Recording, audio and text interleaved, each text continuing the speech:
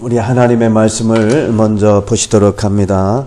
하나님의 말씀은 사도행전 9장의 말씀입니다. 사도행전 9장 10절부터 19절까지에 있는 말씀입니다.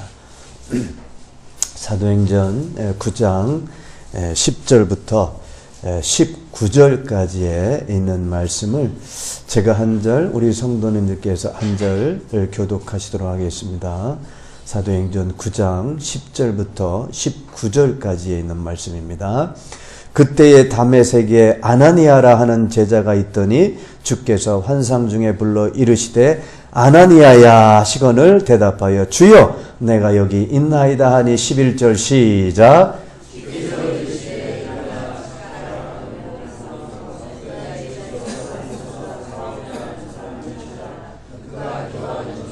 그가 아나니아라 하는 사람이 들어와서 자기에게 안수하여 다시 보게 하는 것을 보았느니라 하시거늘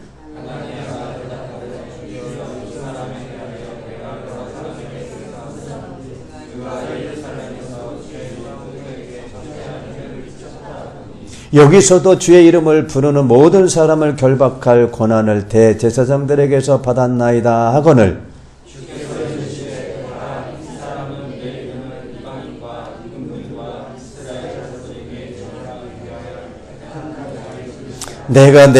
그가 내 이름을 위하여 얼마나 고난을 받아야 할 것을 내가 그에게 보이리라 하시니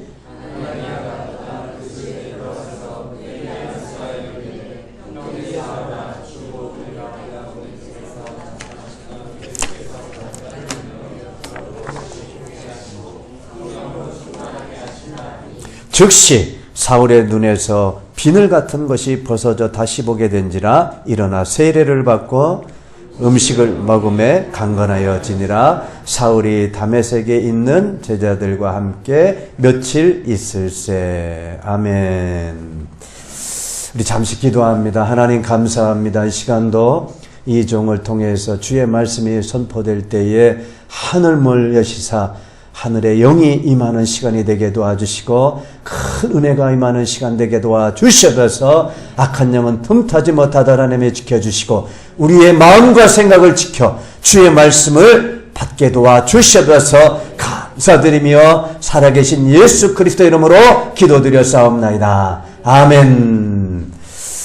이 시간 우리 함께 나오신 우리 성도님들 간에 잠시 교제 나누는 시간 갖도록 합니다. 좌우 앞뒤로 보시면서 예수 이름으로 사랑합니다. 축복합니다. 함께 교제 나누도록 합니다.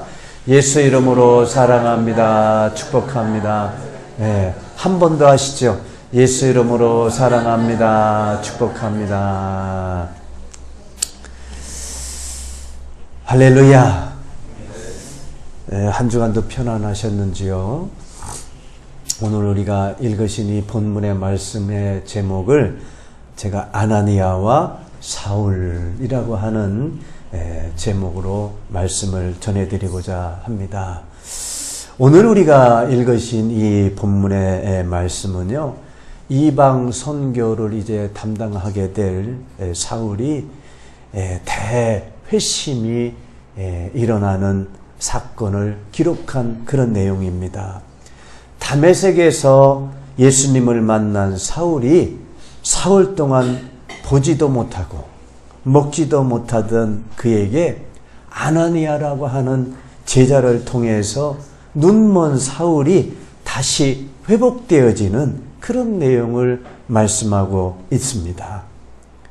오늘 읽으신 이 사울의 상태가 어떠한 상태인가라고 하는 것은 앞서 사도행전 9장 8절에 보면 사울이 땅에서 일어나 눈을 떴으나 아무것도 보지 못하고 사람의 손에 끌려 다메섹으로 들어가서 사울이 지금 어떻게 되어 있냐면 눈을 뜨긴 떴어요. 눈을 뜨긴 떴지만 보지도 못하고 아무것도 보지 못한 상태로 끌려다닌다라고 기록되어 있어요. 이것은 비록 육적인 눈이 떠 있으나 진리를 보지 못하는 영적 어두움에 가려져 있는 그런 상태라고 하는 겁니다. 이랬던 사울이 하나님께서 이방인을 전도하는, 이방인을 변화시키는 귀한 주님의 일꾼으로 사용하시는 데에 이를 어떻게 변화시키셨는지 살펴보고, 주님이 또한 우리에게 주시는 영적 교훈이 무엇인지를 이 시간 함께 나누는 시간이 되기를 원합니다. 첫 번째는 준비된 일꾼 아나니아에 관해서 말씀하고 있어요. 준비된 일꾼 아나니아. 우리 10절 우리 한번 같이 한 번 더 한 목소리로 읽어보도록 합니다. 사도행전 9장 10절 말씀입니다. 그때에 다메섹에 아나니아라 하는 제자가 있더니 주께서 환상 중에 불러 이르시되 아나니아야 하시거늘 대답하였되 주여 내가 여기 있나이다 하니, 아나니아라고 하는 제자는 그 이름이 전혀 알려지지 않은 인물이었습니다. 우리 성경에도 보면 많이 알려진 제자들이 있지요. 특히 우리 이 성경을 보시게 되면 마태라든지 마가, 누가, 그죠? 베드로, 요한, 이런 사도들은 여러분들 잘 기억하시고 아실 겁니다. 근데 오늘 여기에 보면 아나니아라고 하는 제자라고 언급되고 있어요. 누가가, 이 사도행전을 지은 누가가 이렇게 언급을 하고 있습니다. 이 아나니아라고 하는 이름의 뜻이 어떤 뜻이냐면 여호와는 은혜로우시다. 여호와는 은혜로우시다라고 하는 이 히브리식 이름입니다. 이 이름은 당시에 우리도 보면 이름이 동명이인들이 많잖아요. 그 당시에도 이 아나니아라고 하는 이름이 많았어요.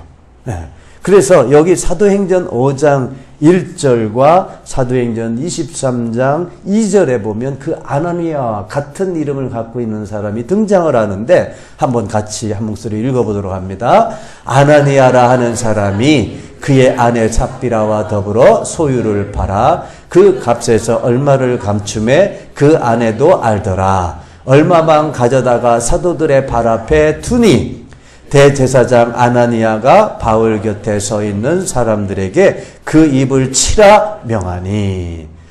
앞서서 우리가 읽었죠. 봤죠. 사도행전 5장 1절에 보면 아나니아라는 사람이 얼마를 속여가지고 그 아내 삽비라와 함께 죽음을 당한 이름이 앞에서 등장했었죠.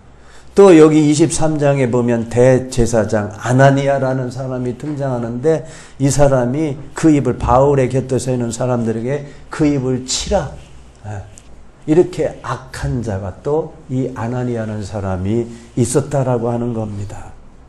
근데 오늘 본문에 이 사도행전을 기록한 누가는 아나니아를 제자로 소개를 하고 있습니다.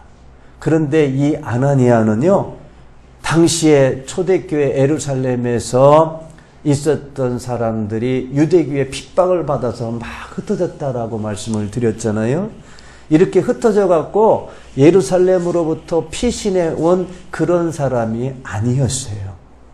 그는 오순절 성령 강림 사건으로 이 신학자들이 이 아나니아가 누군지 자세하게 성경에 안 언급되고 있지 않기 때문에 이렇게 추측을 하는 건데, 아마도 이 아나니아가 오순절 성령 강림 사건 때에 같이 은혜를 받아서 이제 돌아갔던 그런 사람이든지, 아니면 다메섹에서 기거하면서 어떤 사람으로부터 복음을 전도받아 복음을 이렇게 받아들인 그런 사람으로, 그런 그리스도인으로 이렇게 해석하는 그런 이 신학자들이 있습니다.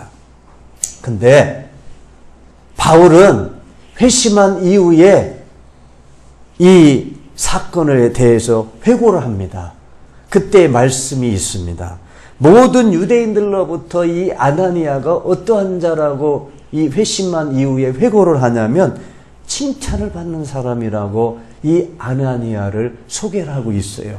그 말씀이 사도행전 22장 12절에 이렇게 기록되어 있는데 한번 읽어보도록 합니다. 율법에 따라 경건한 사람, 거기 사는 모든 유대인들에게 칭찬을 듣는 아나니아라 하는 이가 내게 와 곁에 서서 말하되 형제 사울아 다시 보라 하거늘 즉시 그를 쳐다보아. 여기에 사도 바울이 사울이었을 때에 회심한 이후에 아나니아가 누구라고 하면 누군가라고 하는 것을 소개하는데 율법에 따라 경건한 사람, 거기에 사는 모든 유대인들에게 칭찬을 듣는 아나니아, 이렇게 소개를 하고 있다는 거예요. 자, 여기에서 보면 이 아나니아가 우리 성경에 잘 안 알려진 그런 제자입니다. 그런데 여기 보시게 되면 사울, 즉 위대한 사도 바울을 변화시킨 자가 아나니아입니다. 믿으시길 주님의 이름으로 축원합니다. 이 아나니아는 율법에 따라 어떠한 사람이라면 경건했던 사람이었어요. 경건했던 사람. 또 이 아나니아가 어떤 사람이었냐면 모든 유대인들에게 칭찬을 들었었던 그런 제자가 아나니아였다는 거예요. 모든 유대인들에게. 이것은 신앙적으로 모범적이었던 그런 사람이었다는 거예요. 즉 다시 말씀드려서 이 아나니아는 모든 유대인들, 즉 남녀노소 가릴 것 없이, 또 신앙적으로 믿음이 있던 믿음이 약했던 사람들이여 관계없이, 또 경제적으로 부유했던 든 가난했던 사람에 관계없이 모든 유대인들로부터 칭찬을 받던 사람이었다는 겁니다. 오늘 주님께서는 우리에게 말씀하시는 거예요. 이런 아나니아 같은 자를 하나님께서는 찾으시고 사용하신다라고 하는 겁니다. 모든 사람들에게 칭찬받으시는 주의 성도들이 되시길 주님의 이름으로 축원합니다. 오늘 우리는요, 모든 사람들에게 칭찬받는 자가 주님이 찾으시는 일꾼이신 줄로 믿습니다. 그래서 누가는 이 아나니아를 제자로 칭한 거예요. 그런데 이 아나니아에게 주님이 찾아오셨어요. 주님이 부르십니다. 주님이 부르시면서 오늘 주께서 환상 중에, 예수님께서 환상 중에 불러 이르시되 아나니아야 하시거늘 대답하여 주여 내가 여기 있나이다. 주여 내가 여기 있나이다.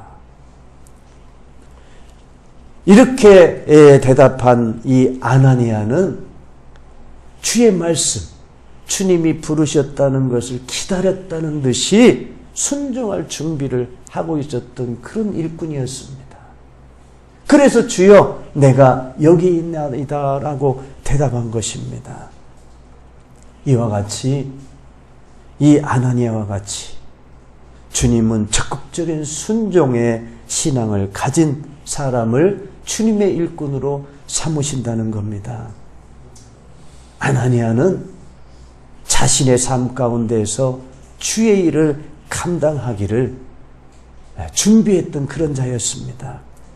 자신이 살아가고 있는 자리에서 하나님의 일을 하였던 그런 제자였던 것입니다. 그래서 고린도전서 7장 20절에도 이렇게 우리에게 말씀하고 있어요. 같이 읽어봅니다. 각 사람은 부르심을 받은 그 부르심 그대로 지내라. 어떻게 지내라고요? 그대로 지내라. 즉 우리는 주님이 언제 부르실 때에 주여 내가 여기 있나이다 대답할 수 있도록 준비하시기를 주님의 이름으로 축원합니다. 우리는 간혹 내가 신학교에 가서 신학을 해야 하나님께 부름받은 자다 이렇게 생각하는 사람들이 있는가 하면 내가 이 자리를 떠나서 어디에 가서 내가 가야지만이 하나님의 일을 할 수 있다라고 생각하는 분이 있는데 잘못됐다는 거예요. 바로 주님은 부르심을 받은 그 부르심 그대로 그 자리에서 준비하라고 하는 겁니다. 아나니아의 경우는요, 자신의 자리를 지키면서 성실하게 그리스도인다운 삶을 살았다라고 말씀드릴 수가 있어요. 에베소서 4장 1절 이하에 이렇게 말씀하고 있는데 한번 또 읽어보도록 합니다. 그러므로 주 안에서 같이 내가 너희를 권하노니 너희가 부르심을 받은 일에 합당하게 행하여 모든 겸손과 온유로 하고 오래 참음으로 사랑 가운데서 서로 용납하고 평안에 매는 줄로 성령이 하나 되게 하신 것을 힘써 지키라. 우리는 우리 자리에서 지켜야 되는데 어떻게 지키냐면 모든 겸손과 온유와 오래 참음과 사랑 가운데서 서로 어떻게 하라고요? 용납하라고. 이렇게 말씀하고 있어요.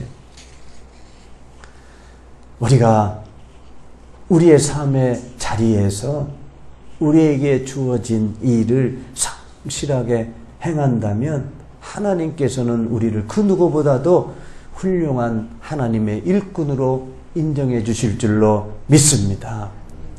이제부터는 우리 모든 성도들께서 이 칭찬받는 성도가 되시기를 주님의 이름으로 부탁을 드립니다. 그러면 성경에서도 주님이 다시 오실 때까지 준비하고 있으라라고 이 누가복음에도 말씀하고 있는데 누가복음 12장 4절 말씀 한번 같이 읽어봅니다. 그러므로 너희도 준비하고 있으라. 생각하지 않은 때에 인자가 오리라 하시니라. 준비하고 있으라고 말씀하고 있어요. 주님도. 왜? 언제 주님이 오실지 모르기 때문에. 그러면 우리가 어떠한 준비를 하고 있어야 되느냐? 성경에서 보면 디모데후서 2장 21절에 이렇게 말씀하고 있는데 한번 같이 읽어보도록 합니다. 그러므로 누구든지 이런 것에서 자기를 깨끗하게 하면 귀에 쓰는 그릇이 되어 거룩하고 주인의 쓰심에 합당하며 모든 선한 일에 준비함이 되리라. 우리가 어떤 준비를 해야 되냐면 자기를 어떻게 해요? 깨끗하게 하라. 죄 가운데에서 헤매이지 말고 죄 가운데에서 깨끗함을 입으라. 그리하면 귀에 쓰시는 그릇이 된다라고 하는 말씀이에요. 그런데 주님께서는 한편으로 주님의 뜻을 알고도 준비하지 않은 자들은 주님께 많이 맞는다라고 말씀하고 있어요. 누가복음 12장 47절의 말씀 한번 같이 읽어봅니다. 주님의 뜻을 알고도 준비하지 아니하고 그 뜻대로 행하지 아니한 종은 많이 맞을 것이요. 준비하라고 하나님께서 말씀하시는데 그 말씀에 순종하지 아니하고 그 뜻을 알고도 지키지 않는, 준비하지 않는 자는 그때에 많이 맞는다라고 말씀하고 있어요. 구약성경에 보면은요, 노아라는 사람이 나오는데 이 노아는 믿음으로 방주를 준비하여 가지고 그의 집을 구원시킨 사람이 나옵니다. 히브리서 11장 7절에 이렇게 기록되어 있는데 한번 같이 읽어봅니다. 믿음으로 노아는 아직 보이지 않는 일에 경고하심을 받아 경외함으로 방주를 준비하여 그 집을 구원하였으니 이로 말미암아 세상을 정죄하고 믿음을 따르는 의의 상속자가 되었느니라. 아멘. 노아는 믿음으로 아직 보이지 않는 일에 경고하심을 받은 거예요. 하나님께서 준비하라. 깨어있으라. 겸손과 온유함, 오래 참음으로 서로 용납하라. 말씀하시는 것을 듣고 그대로 그 경고하심을 받아 경외함으로 준비하는 자예요. 그래서 그가 그 집을 구원시켰다는 겁니다. 그러므로 저와 여러분은 자신의 삶의 자리에서 충성된 성도의 삶을 살아감으로써 하나님의 준비된 일꾼이 되시기를 주님의 이름으로 축원드립니다. 두 번째는 이 준비된 아나니아, 제자 아나니아를 말씀을 드렸고, 이제 두 번째는 즉시 순종한 사울에 대해서 말씀을 드리고자 합니다.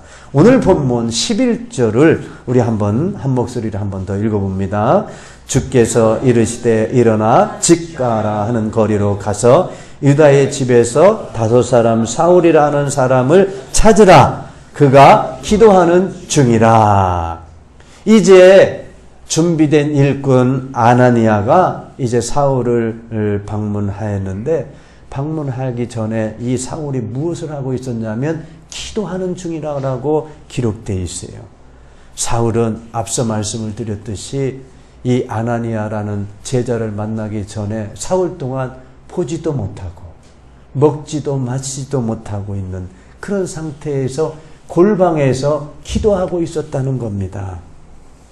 그러면 예수님을 만나가지고 기도하고 있었던 이 사울이 골방에서 무슨 기도를 하고 있었을까? 이것을 갖다가 신학자이면서 목사이신 존 스토트라는 분은 이렇게 해석을 합니다. 이 사울이 골방에서 무슨 기도를 했을까? 첫 번째는 주님, 내가 그리스도인들을 박해했던, 그리스도인들을 죽였던 이 죄를 용서하여 주옵소서. 자신의 죄를 회개했다라고 하는 겁니다. 회개의 기도를 하고 있었다는 거예요. 두 번째는 자기가 무엇을 하기 원하는지 알 수 있는 지혜를 구하고 있었다라고 하는 겁니다. 주님이 무엇을 하기를 원하시는지 내가 알기를 원합니다. 나에게 지혜를 주옵소서. 우리 야고보서 1장 5절에 이렇게 기록되어 있어요. 너희 중에 지혜가 부족하면 모든 사람에게 후히 주시고 꾸짖지 아니하시는 하나님께 구하라. 그리하면 주시리라. 이렇게 말씀하고 있어요. 우리는 돈 버는 지혜를 구하는 게 아니라 주님, 내가 무엇을 하여야 하는지를 알 수 있는 지혜를 주시옵소서. 우리는 지혜를 구해야 될 줄로 믿습니다. 또 이 존 스토트 신학자는 무엇을 이 사도 바울이 구했는가 하면 이제 주님께서 맡기신 그 일을 감당할 수 있는 능력을 저에게 주옵소서. 이렇게 기도했다는 거예요. 이것은 우리가 기도할 때도 이렇게 기도해야 될 줄로 믿습니다. 첫 번째는 하나님, 내가 사람들을 사랑하지 못하고요, 제가 저들을 비방하고 시기하고 미워하고 질투했습니다. 하나님, 저의 죄를 하나님 용서하여 주옵소서. 먼저 회개의 기도를 해야 될 줄로 믿습니다. 두 번째는 이제 주님, 내가 무엇을 해야 될지 알 수 있는 지혜를 저에게 주옵소서. 저에게 지혜를 주옵소서. 하나님의 뜻을 분별할 수 있는 지혜를 주옵소서. 그리고 이제 주님, 내가 주님께서 맡긴 일을 감당할 수 있는 능력을 주옵소서. 이렇게 기도해야 될 줄로 믿습니다. 우리 옆에 분에게 우리가 이걸 기억해야 됐잖아요. 그래야 여러분들이 기도하실 때에 이것을 놓고 기도하실 줄로 믿습니다. 우리 옆에 분들에게 한번 그렇게 하십시오. 자, 옆에 분에게 먼저 회개의 기도를 드리십시다. 옆에 분에게 얘기하세요. 이제 두 번째는 주님, 내가 무엇을 해야 할지 알 수 있는 지혜를 달라고 기도하십시다.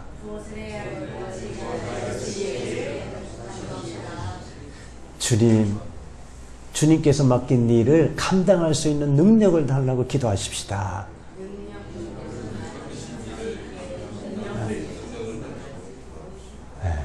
우리는 이 세 가지 꼭 기억하셨으면 합니다. 정말 우리는 이 기도로 하나님의 응답을 받을 수가 있는 줄로 믿습니다. 이렇게 사흘 동안 이 골방에서 사울은 기도하고 있었던 중에 이 아나니아, 앞서서 소개해 드렸던 이 준비된 아나니아가 찾아가서 이제 사울에게 안수하게 됩니다. 오늘 본문 17절, 18절에 두 절을 한번 같이 읽어보도록 합니다. 아나니아가 떠나 그 집에 들어가서 그에게 안수하여 이르되, 형제 사울아, 주 곧 내가 오는 길에서 나타나셨던 예수께서 나를 보내어 너로 다시 보게 하시고 성령으로 충만하게 하신다 하니 즉시 사울의 눈에서 비늘 같은 것이 벗겨져 다시 보게 된지라. 일어나 세례를 받고. 여기 본문에 보면 제자 아나니아가 사울에게 안수합니다. 이 안수하자마자 사울에게서 이 눈에서 비늘 같은 것이 벗겨짐으로 인해서 사울이 다시 보게 됐다라고 말씀하고 있어요. 이 말씀에서 우리에게 주시는 교훈은 아나니아의 안수에 의해서 사울의 눈을 가리고 있던 비늘막이 벗겨질 수 있었던 것처럼 오직 하나님의 은혜에 의해서만 우리의 영안이 띄어지는 줄로 믿습니다. 우리의 사람의 노력으로는요, 도저히 영안이 띄어질 수가 없어요. 오로지 하나님의 은혜로만 우리가 구원에 이룰 수가 있다라고 하는 겁니다.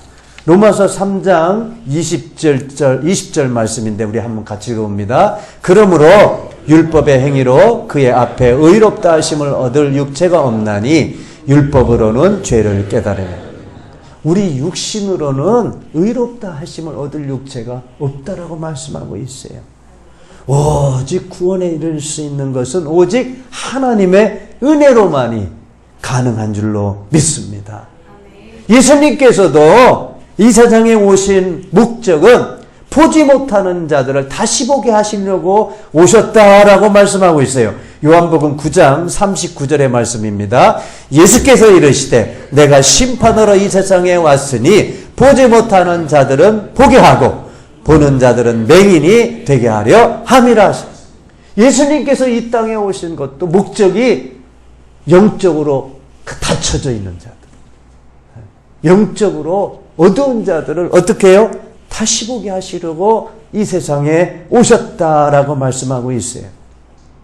또 사울도 회심한 이후에 자신을 이렇게 말합니다. 고린도전서 15장 9절 10절의 말씀인데 같이 읽어봅니다. 나는 사도 중에 가장 작은 자라. 나는 하나님의 교회를 박해하였으므로 사도라 칭함받기를 감당하지 못할 자니라. 그러나 내가 나된 것은 하나님의 은혜로 된 것이니 내게 주신 그의 은혜가 헛되지 아니하여 내가 모든 사도보다 더 많이 수고하였으나 내가 한 것이 아니요 오직 나와 함께 하신 하나님의 은혜로라.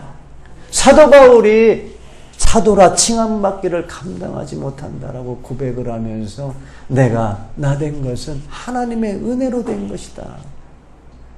내가 나된 것은 하나님의 은혜인 줄로 믿습니다. 이 자리에 함께 예배 나오신 우리 성도님들의 여러분들이 이렇게 주님 전에 나와 예배 드릴 수 있는 것은 오로지 하나님의 은혜로 된 줄로 믿습니다. 정말 그 은혜, 이 은혜가 늘 항상 여러분 가운데에 임하시길 주님의 이름으로 축원드립니다. 저와 여러분들은 이제 이 하나님의 은혜로 복음을 전하는 일꾼된 자들입니다. 에베소서 3장 7절부터 9절까지 있는 말씀인데 우리 한번 같이 읽어보도록 합니다. 이 복음을 위하여 그의 능력이 역사하시는 대로 내게 주신 하나님의 은혜의 선물을 따라 내가 일꾼이 되었노라. 모든 성도 중에 지극히 작은 자보다 더 작은 나에게 이 은혜를 주신 것은 측량할 수 없는 그리스도의 풍성함을 이방인에게 전하게 하시고 영원부터 만물을 창조하신 하나님 속에 감춰졌던 비밀의 경륜이 어떠한 것을 드러내게 하려 하심이라. 주님께서는 저와 여러분에게 은혜를 주셨어요. 그 은혜를 주신 이유가 주님의 일꾼이 되도록. 어떠한 일꾼이요? 그리스도의 풍성함을 이방인에게 전해라고 하는 거예요. 주님이 주신 은혜는 꼭꼭 싸움에 두고 나만 할렐루야 아멘 이게 아니고 주님이 주신 은혜로 내가 세상에 나가서 주의 복음을 주님을 전하라고 우리에게 은혜를 주셨다는 겁니다. 사울은 이 하나님의 은혜로 영안이 띄어져서 다시 보게 되었습니다. 그러자마자 이 사울은 즉시 무엇을 했냐면 세례를 받고 음식을 먹고 강건해졌다라고 말씀하고 있어요. 사울은 자신의 시력이 회복되자마자 일어나서 한 것이 바로 세례를 받았다라고 말씀하고 있어요. 예수를 믿고 새 사람이 되기 위하여 이 사울은 조금도 지체하지 않고 단호한 결심을 한 겁니다. 우리 사도행전 9장 20절입니다. 같이 읽어봅니다. 즉시로 각 회당에서 예수가 하나님의 아들이심을 전파한 사울이 하나님의 은혜가 임하니까 즉시로 세례를 받고 어떻게 했냐면 회당에 가서 예수가 하나님의 아들이심을 전파하기 시작한 거예요. 하나님의 은혜가 임한 자들은 바로 이러한 행함이 뒤따라야 되는 줄로 믿습니다. 그래서 주님께서는 우리에게 또 뭐라고 말씀하시냐면 주의 말씀을 지키는 일에 지체하지 마라. 사도행전 10편 119편 60절의 말씀입니다. 주의 계명들을 지키기에 신속히 하고 지체하지 아니하여. 말씀을 우리가 받아서 은혜가 임하면 그 말씀을 아멘 하고 어떻게 하냐면 지켜야 됩니다. 주의 은혜가 항상 임함으로 정말 거룩한 성도가 되시기를 주님의 이름으로 축원합니다. 우리가 주의 은혜가 임하면 즉시 순종하시는 주의 성도들이 되시길 주님의 이름으로 축원드립니다. 저는요 이 사도행전을 이렇게 우리 열방교회 성도들과 함께 이 사도행전을 해 가면서 내년도에 우리 열방교회 표, 올해의 우리 표는 하나님의 말씀과 기도로 거룩해지니라 라고 이 말씀을 가지고 올해 표를 삼았다라고 그러면 내년도에는 우리 표가 뭘 하면 좋을까 기도하는 중에 주님이 이런 말씀을 주셨어요. 그 말씀은 요한3서 1장 2절의 말씀이에요. 이 요한3서 1장 2절의 말씀 한번 같이 읽어봅니다. 사랑하는 자여 내 영혼이 잘됨 같이 내가 범사에 잘되고 강건하기를 내가 간구하노라. 제가 기도하는 중에 우리 열방교회 우리 성도들이 어떤 축복을 받았으면 좋을까 라고 기도하는 중에 하나님께서 주신 말씀이 이 말씀이에요. 그래서 2019년 교회 표어는 3중 축복이 임하는 해. 어떠한 축복이요? 영혼이 잘 돼야 됩니다. 우리 영적으로 잘 돼야 될 줄로 믿습니다. 주의 영이 임해서 주의 은혜가 임해서 주의 선한 일꾼이 돼야 될 줄로 믿습니다. 그래서 내년도에는 우리 열방교회 성도들이 모두가 다 영적으로 되는 해가 되기를 저는 소망합니다. 두 번째는 범사가 잘 돼야 돼요. 영혼이 잘됨 같이 범사에 잘 되고 여러분 내년에는 우리 성도들이 하시는 일들이 형통하고 범사가 잘 되는 해가 되기를 기도하고 소망하는 그런 해가 되어야 되겠다. 그 다음에 세 번째는 육신적으로 강건해야 되겠다. 오늘 사울이 어떻게 했어요? 주의 은혜가 임하니까 눈 뜨자마자 영안이 열리자마자 즉시 일어나 먹고 강건해졌다라고 말씀하고 있어요. 주의 은혜가 임하면 우리는 어떻게 해야 돼요? 주의 일을 감당할 수 있는 일꾼으로서 강건해야 될 줄로 믿습니다. 건강해야 될 줄로 믿습니다. 육신의 건강도 주님이 주시는 거예요. 그래서 저는 이제 내년도의 교회 표를 3중 축복이 임하는 해. 사랑하는 자여 내 영혼이 잘됨 같이 범사에 잘되고 강건하기를 내가 간구하노라. 우리는 먼저 우리의 영혼이 잘 돼야 될 줄로 믿습니다. 하나님의 은혜가 임해야 될 줄로 믿습니다. 우리 영혼이 뛰어져야 될 줄로 믿습니다. 그대는 주님께서 범사에 잘되게 해주실 줄 믿습니다. 또 우리의 육신의 건강도 주실 줄로 믿습니다. 그래 저는 내년에 이 삼중 축복이 임하는 그런 해가 되기를 우리 성도들과 함께 열심히 해나가야 되겠다. 함께 해나가실 각오가 돼 있으시죠? 아멘. 우리 함께 기도하시도록 하겠는데 잠시 기도하시죠. 기도하겠습니다. 하나님 감사합니다. 오늘 우리에게 깨닫게 하시오니 하나님 감사합니다. 이 시간 우리의 주님의 은혜가 임함으로 우리 영안이 띄어지게 하시고 그 말씀을 즉시 실천할 수 있는 주의 성도들이 될 수 있도록 축복하여 주셔서 이제 하나님 2019년에는 우리 열방께 우리 성도들이 함께 삼중 축복이 임하는 해로 정하고자 합니다. 하나님 우리 성도들에게 우리 영혼이 잘됨 같이 범사에 잘되고 강건해지는 한 해가 될 수 있도록 내년도 하나님 축복하여 주셔서 감사드리며 살아계신 예수 그리스도 이름으로 기도드려 싸움나이다. 아멘.